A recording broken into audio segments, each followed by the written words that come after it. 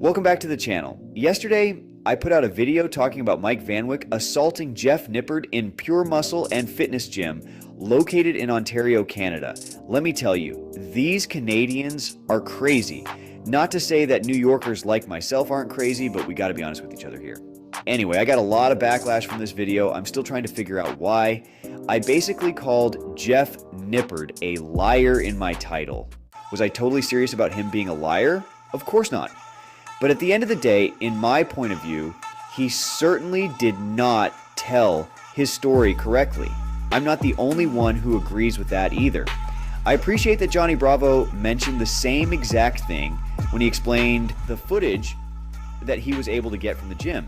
But did I ever say that Jeff Nippard was wrong? Did I ever say that Mike Van Wyck was correct in what he did? Absolutely not. By the way, this video is sponsored by Mediocre Sports. We'll talk about them later. Either way, today what I want to talk about is why exactly gym bros, or the big guys as Jeff would call them, don't care about scientific training. As I mentioned in that other video, Mike Van Wyck is very different from Jeff Nippard, even though they both are in the fitness space.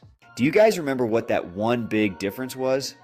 That's right, steroids. Jeff Nippard is a natural bodybuilder, zero drugs.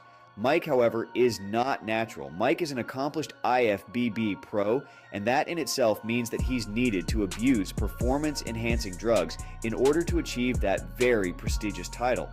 Now, there's a lot of science-based people out there who are still on drugs, one of them being Mike Van Wyck. What are my thoughts? I found it mostly bereft of any substance whatsoever.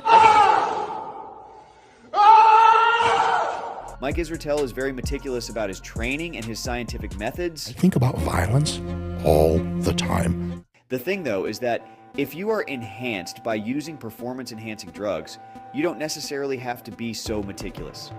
That's why so many of the gym bros like Mike Van Wyck seem to have a very lackadaisical, non-scientific attitude when it comes to training. While it's not always necessarily the case, many of these guys who are on drugs can do very little work with very poor training form and still get excellent results. Multiple guys in the past have stated that Sam Sulek, regardless of his gigantic size, has terrible form. After watching days worth of Sam Sulek videos, the first thing I noticed is that his technique could be better. Sam is obviously a big proponent of what he calls ego lifting, which is when you simply try to move the weight, allowing yourself to swing and sway rather than being really strict with your form. And Sam definitely does more than his fair share of cheat reps. When you stimulate your muscles, they grow. But when you stimulate your muscles and take drugs, they are able to grow more. So essentially, having someone like Mike Van Wyck not care about science-based training makes sense. He doesn't need science. All he has to do is show up. He has to train hard, he has to diet right, and the results are going to show themselves because he is enhanced. And the more he trains, the more he will grow because he has the androgens in his system to support a large amount of muscle. My point in this video is not to bash anybody.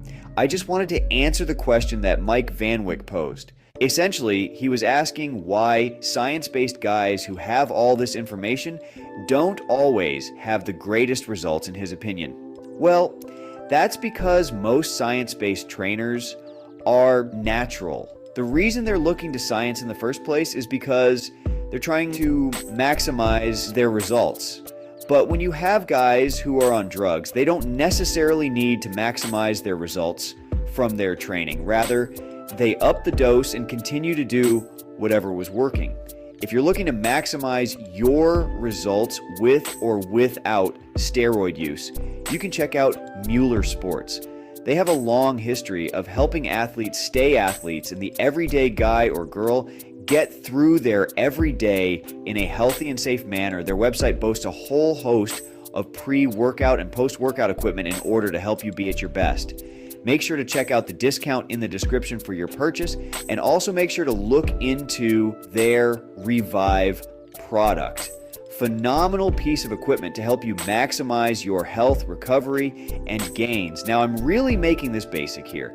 I'm not saying that all enhanced athletes simply up their dose to get better, and I'm not saying it's as cut and dry as how I'm presenting it. But what I am saying is that it's a large part of the answer to Mike Van Wyck's question. Let me know what you guys think in the comments, and I'm sorry about the last video. I never meant to piss anybody off. I really thought it was obvious that I was on Jeff's side.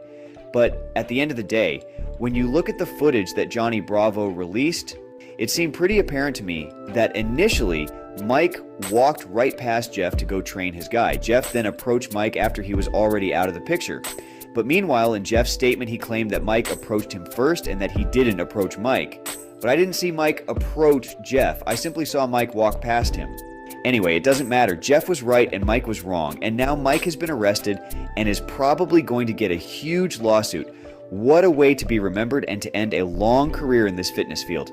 Have a great day, everybody, and I'll see you at the next one.